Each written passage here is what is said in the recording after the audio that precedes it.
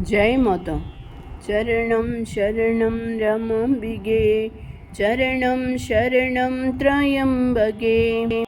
I am penning now the details my husband gave me after his return from Mangalore. My husband and some other devoted disciples were privileged to be near Mother during the days of her vigil by Bhagavan's bed. Even in that unconscious state, there was the splendor of Chaitanya on his saintly face. Streams of devotees came and went from various centers to offer their homage. Tara Devi and her husband came to be of service to Mother, sharing the nursing. Many prayed to Mother that Bhagavan may recover. But Mother remained aloof and silent and gave no reply. As time went by, without rest or respite, she sat near Bhagavan, often plunged in silence, a divine being apart and aloof.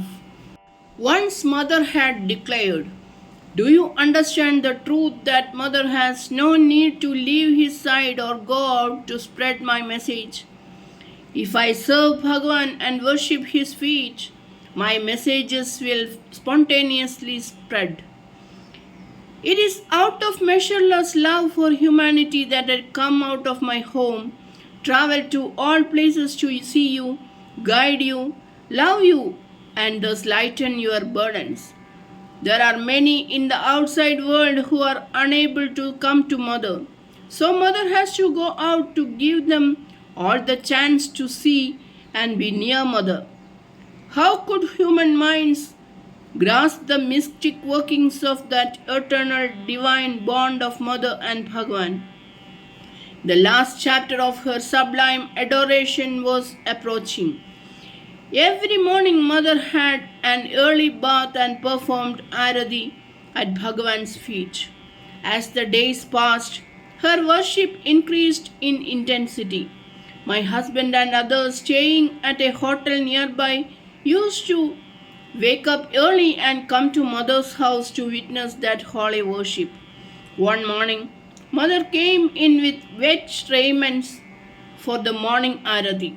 She seemed far away from the world with all the power indrawn. My husband saw her in an ocean of luminous light, and the intuitive feeling came to him that this would be the last arati, that the time for the final merger was near. There was pulsating power all around, and all stood with bated breaths. As the puja began, the duality of Mother and Bhagavan appeared to be blotted out.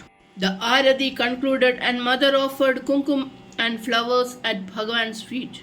Still in silence, she offered the tray with the deepam and flowers to all who were assembled there.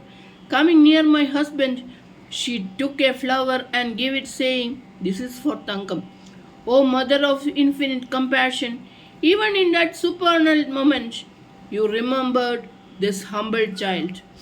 Mother continued to be in a mode of deep absorption, even though she served Bhagavan's needs. At noon, my husband and others had gone to the hotel when someone came running, calling them. When they entered the room, the solemn grandeur of the scene awed them. Bhagwan's face was alight with divine lustre and peace, and both his hands were folded in the act of worship. By his side, Mother sat in samadhi, and her hands too were folded in the last act of adoration.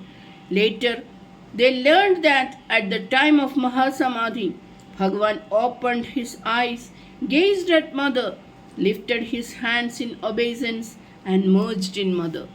By evening, the solemn last rituals began. With tears in their eyes, hundreds of Mother's children offered flowers and garlands at the holy feet. It was not mere sadness that prevailed, but the awesome feeling of witnessing the ending of a part of Mother's embodiment. Mother's impersonal reality is unrelated, but functioning in the human plane, she symbolized the fundamental varieties of life. As the ceremonies were concluding, Mother came out. She went round Bhagavan in Pradakshina and once more the Arati was performed. Then she loosened and took out the chaplet of flowers that always adorned her hair and placed it near his feet. It was the act of renouncing the auspicious stature of wifehood in her human role. Many wept, sensing her divine sacrifice. Others wept, sensing the changes that were to come. In many hearts, the fear was there that Mother too would shed her body as Padivratas of yore.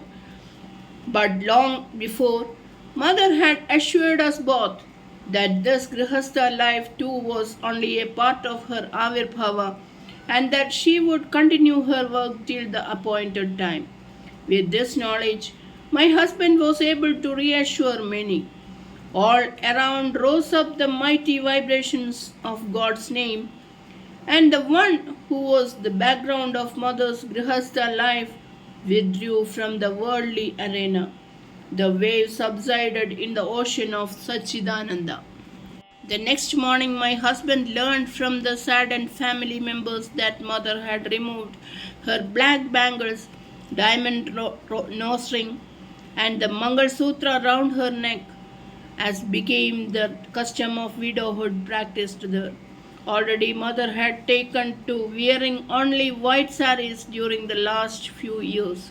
A wave of sadness swept over my husband, and he wondered why Devi should discard ornaments like a human being. Mother was in seclusion, and he never expected to see her.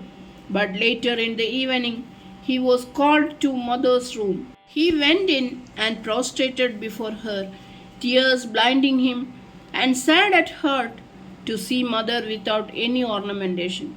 Mother was sitting on the cot in her usual cross-legged position.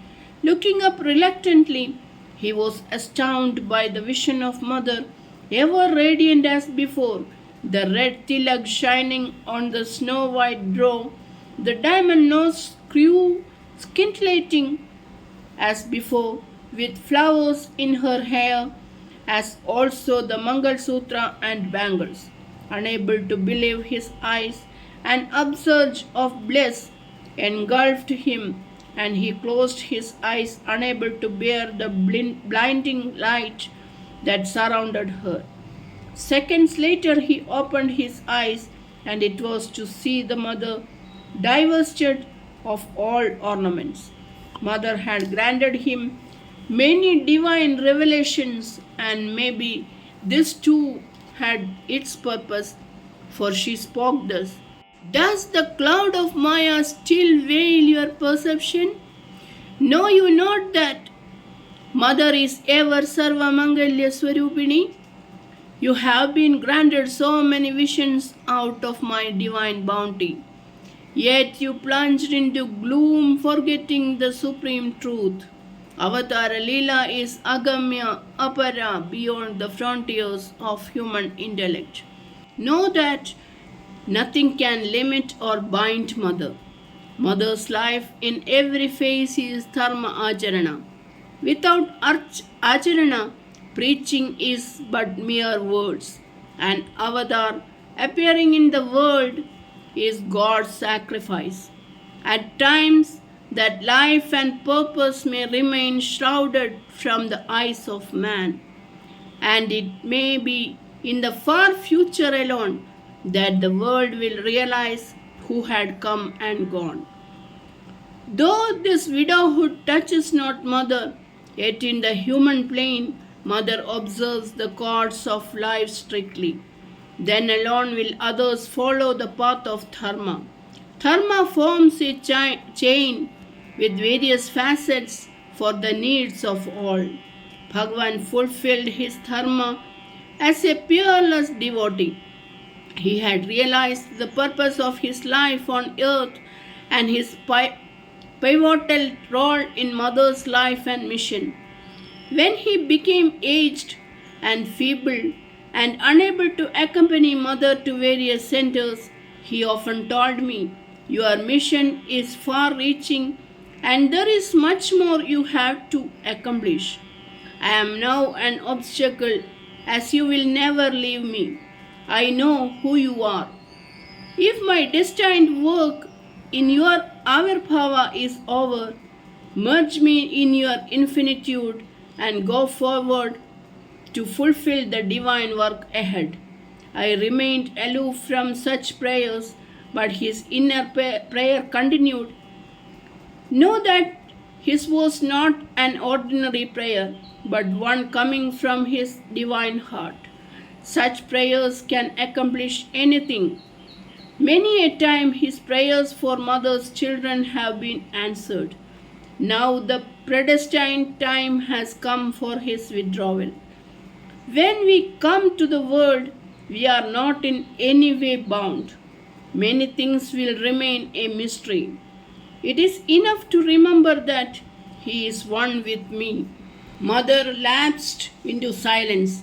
My husband stayed on with many other devotees till the 12th day ceremonies and Samaradhana were over. Groups of devotees came from all centers to join in these holy rituals to pay their reverential homage. Every day there were prayers and bhajans, and mother came out of seclusion, joining in all these, often in silent absorption. Thus, the observances of Hindu dharma and culture were fully observed, as mother's life and message brought out their intrinsic worth and meaning in the life of the householder. The shadow of gloom that lingered in the hearts of the devotees gave way with the darshans of the lofty, serene presence of the mother, and joy and assurance came, for the mother of all was there in the world. She had ordained everything. A grand phase of her life was over. All waited with bated breath for the new era, unknown yet, full of hope and trust, with dedication to Mother and her divine workings. Charanam Sharanam Ramambige, Charanam Sharanam Trayambage. Jai Mother.